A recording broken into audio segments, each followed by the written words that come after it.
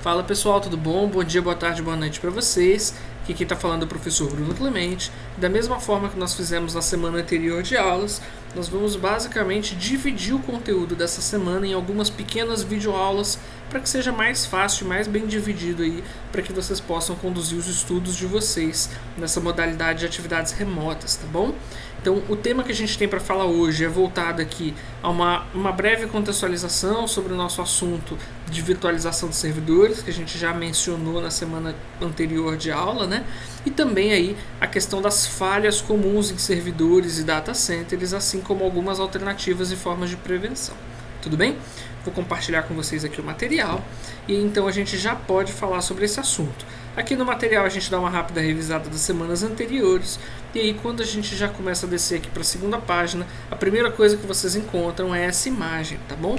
Essa imagem é um data center que foi montado aí pela InfoRede, a imagem foi retirada do site deles e foi elaborado para uma escola. Tudo bem? Eu li a matéria lá e eles estavam falando que elaboraram esse data center para uma escola. E aqui então eles estão mostrando como ficou essa arquitetura no final, a organização. É o servidorzinho que está rodando lá na escola de Minas Gerais que eles prestaram o serviço. Tudo bem? E aí, como vocês podem observar na imagem, nós estamos tratando de quê? De equipamentos físicos. E como qualquer máquina física ou qualquer equipamento físico, eles têm necessidades que precisam ser atendidas. Quando você tem, por exemplo, uma peça, essa peça ao longo do tempo ela vai parar de funcionar, ela vai se deteriorar até parar de funcionar, né? E isso acontece não apenas em equipamentos de computador, vamos dizer assim, mas qualquer tipo de componente aí, digital ou não, costuma ter um tempo de degradação, tá bom? Então, como todo equipamento digital, a gente precisa conhecer quais são esses problemas, porque é o tipo de manutenção esperada de uma pessoa que tem uma formação de técnico de redes e que vai eventualmente trabalhar com esse tipo de manutenção, tá bom? A primeira coisa muito comum são as falhas de componente, como eu estava mencionando agora. Um servidor ele tem uma série de componentes internos, uma série de peças internas, e isso possui uma vida útil. E o decaimento, ou seja, o desgaste dessas peças, ele não é algo linear, do tipo, passaram 10 dias, diminuiu um pouquinho, depois passaram mais 10 dias, diminuiu novamente essa quantidade. Não é assim que funciona. É bem comum quando você compra alguma coisa, por exemplo, um celular, que ele vai te atender no primeiro mês, no primeiro ano, e é uma boa possibilidade de não ter queda nenhuma de desempenho, queda nenhuma com problemas de temperatura ou outras coisas. Mas aí, à medida que esse tempo vai passando, isso vai começando a aumentar de forma exponencial. E aí, naturalmente, você vai tendo a depredação do produto até o ponto em que ele fica inutilizável. Tá bom? Então, da mesma forma, acontece isso em smartphones, desktops ou também nos servidores, né? Só que os servidores eles têm um agravante, né, que a gente já discutiu. Quer dizer, o servidor ele tem duas características que fazem com que ele desgaste mais rápido se você não der a devida manutenção.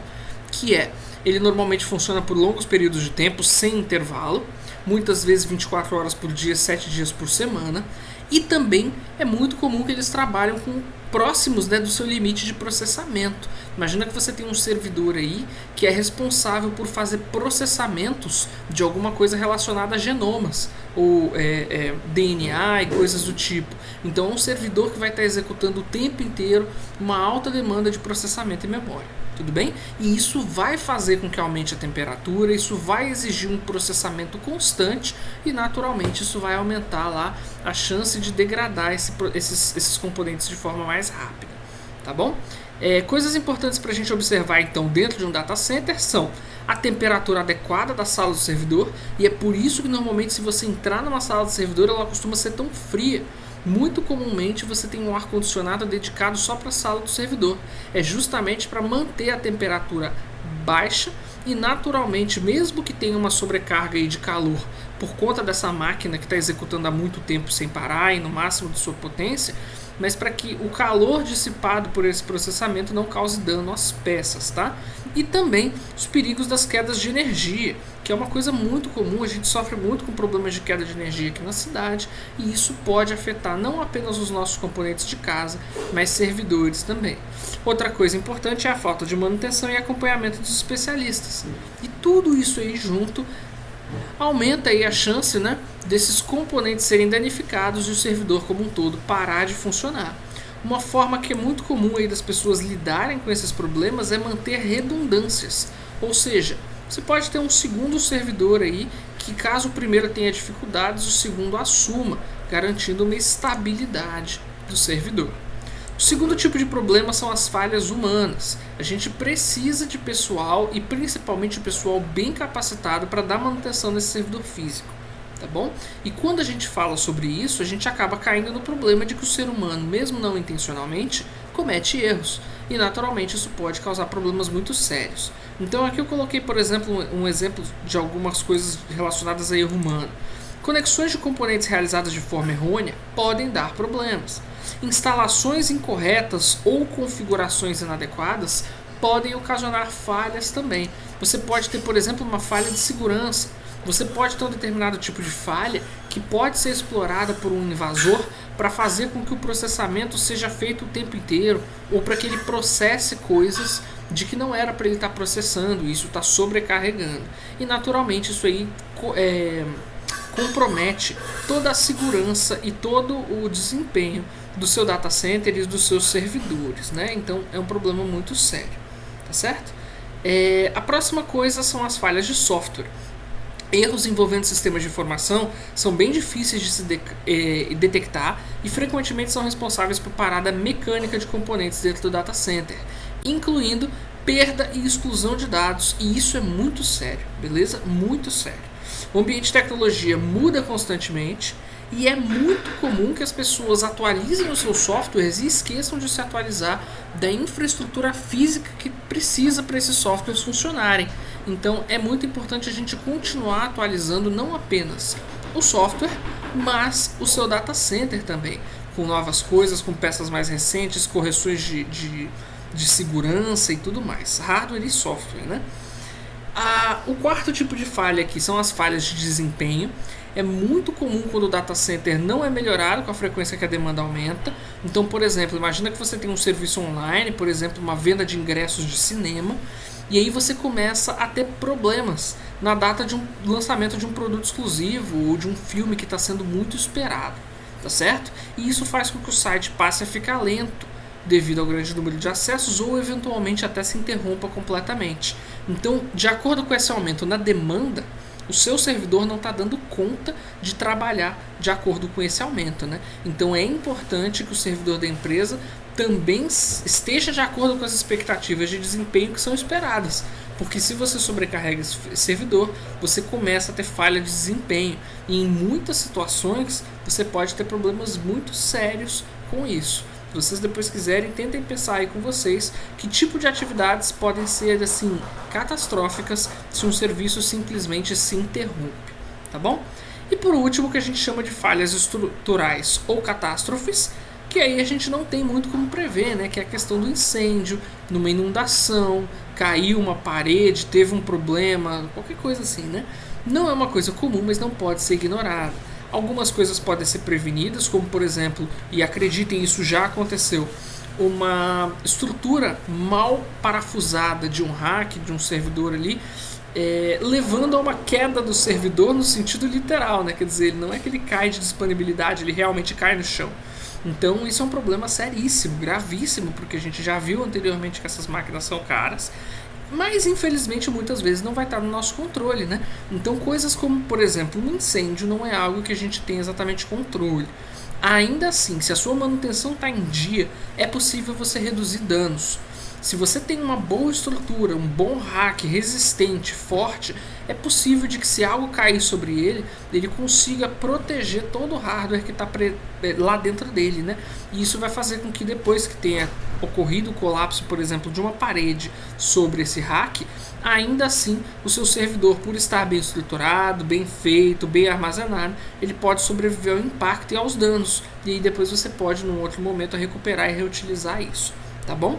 Uma rotina de manutenção eficaz do seu data center não é apenas os componentes de funcionamento direto, mas todas as variáveis que podem afetar a continuidade da operação. Então é preciso se programar para os eventos destrutivos e ter opções em caso de ocorrência. no caso de acontecer aí um desastre, né, para que a empresa possa manter as suas atividades e recuperar os seus dados. As pessoas se esquecem muito, elas se preocupam muito com o servidor, mas também se esquecem muito com a questão de cabos, tá? E é importante as pessoas terem preocupações com o cabo, justamente porque um cabo que tiver com defeitos, ele pode inclusive pegar fogo, né? Então é um risco aí que precisa ser muito bem observado. Se você tiver aí, por exemplo, uma fiação elétrica mal feita, um remendo no lugar que não deveria, isso pode eventualmente gerar uma fagulha e causar problemas sérios, inclusive incendiar o servidor, tá bom? Prevenções comuns então que a gente encontra: a revisão do software, manter uma constante avaliação e atualização dos sistemas para garantir o seu funcionamento, boas políticas de backup para criar e manter essas rotinas de backup para recuperação de dados, a localização do data center, ou seja, onde você está colocando esse servidor, pode auxiliar no momento em que forem enfrentados eventos críticos, tá? É importante vocês se preocuparem com questões como a planta do local onde vocês estão botando esse data center, como é que é a questão da disposição de pilastra, como é que é a questão da disposição de encanamento de água. Então tudo isso pode ser levado em consideração. O projeto físico, porque muitas vezes as pessoas têm essa preocupação com a parte lógica do servidor. Vocês vão ver, ou se vocês já não viram, vão trabalhar lá na disciplina de projeto de redes sobre a questão de rede física e rede lógica. Se vocês quiserem, vocês podem entrar em contato comigo que eu faço um vídeo também a respeito desse assunto.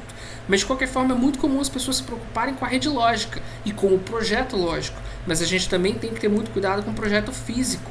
Inclusive coisas como cabeamento e disposição dos componentes. Então é importante que exista esse projeto, é importante que você nomeie o cabo para você saber, esse cabo aqui está indo aqui, vamos colocar a numeração para ele, a outra ponta dele está ali, porque num data center organizado, você não deixa os cabos todos soltos no chão, né? Então é difícil você saber qual é uma ponta e qual é a outra, quando você tem milhares, e a gente já viu na imagem lá em cima que tem muitos. Observa que eu vou tomar a liberdade de subir de novo na imagem para vocês observarem.